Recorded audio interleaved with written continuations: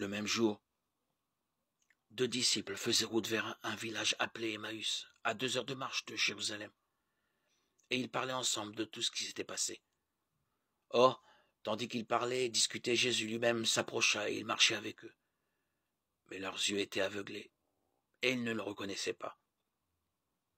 Jésus leur dit, « De quoi causiez-vous donc, tout en marchant ?»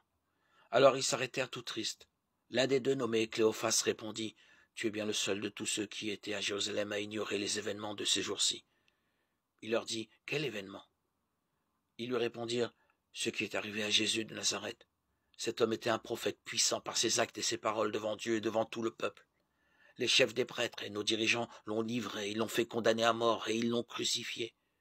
Et nous, qui espérions qu'il serait le libérateur d'Israël. Avec tout cela, voici déjà le 3e jour qui passe depuis que c'est arrivé. À vrai dire, nous avons été bouleversés par quelques femmes de notre groupe. Elles sont allées au tombeau de très bonnes heures et elles n'ont pas trouvé de son corps. Elles sont même venues nous dire qu'elles avaient eu une apparition, des anges qui disaient qu'il est vivant. Quelques-uns de nos compagnons sont allés au tombeau et ils ont trouvé les choses comme les femmes l'avaient dit, mais lui, ils ne l'ont pas vu.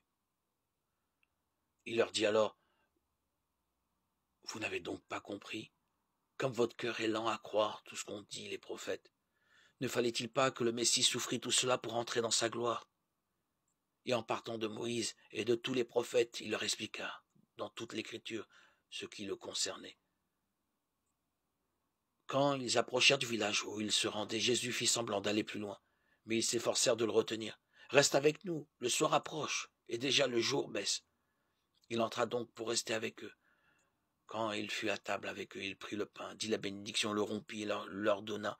Alors leurs yeux s'ouvrirent et ils le reconnurent, mais il disparut à leur regard. Alors ils se dirent l'un à l'autre, « Notre cœur n'était-il pas brûlant en nous, tandis qu'il nous parlait sur la route, et qu'il nous faisait comprendre les Écritures ?» À l'instant même, ils se levèrent et retournèrent à Jérusalem. Ils y trouvèrent réunis les 11 apôtres et leurs compagnons qui leur dirent, « C'est vrai, le Seigneur est ressuscité. Il est apparu à Simon-Pierre. » À leur tour, ils racontaient ce qui s'était passé sur la route et comment ils l'avaient reconnu quand il avait rompu le pain. Comme ils en parlaient encore, lui-même était là au milieu d'eux. Et il leur dit, « La paix soit avec vous. » Frappés de stupeur et de crainte, ils croyaient voir un esprit. Jésus leur dit, « Pourquoi êtes-vous bouleversés? Pourquoi ces pensées qui surgissent en vous? Voyez mes mains et mes pieds, c'est bien moi. Touchez-moi, regardez. Un esprit n'a pas de chair ni d'os. Et vous constatez que j'en ai. » Après cette parole, il leur montra ses mains et ses pieds. Dans leur joie, ils n'osaient pas encore y croire et restaient saisis d'étonnement. Jésus leur dit, « Avez-vous ici quelque chose à manger ?» Ils lui offrirent un morceau de poisson grillé. Il le prit et le mangea devant eux.